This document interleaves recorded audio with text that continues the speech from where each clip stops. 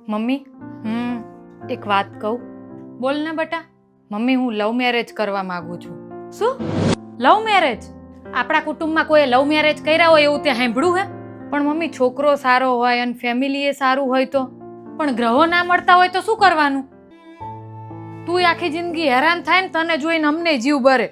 પણ મમ્મી, બસ કીધું ને, આ ઘરમાં આજ પછી આ વાત ના થવી જોઈએ.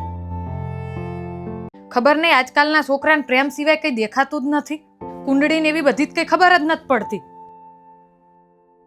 મમ્મી, કોઈ તમને પ્રેમ કરતું હોય અને આખી જિંદગી સાથ આપવાનું વચન આપતું હોય તો શું એ પ્રેમ ખોટો કહેવાય? જો બેટા, પ્રેમ કરવો ખોટું નથી, પણ પ્રેમથી આખી જિંદગી ન ચાલતી.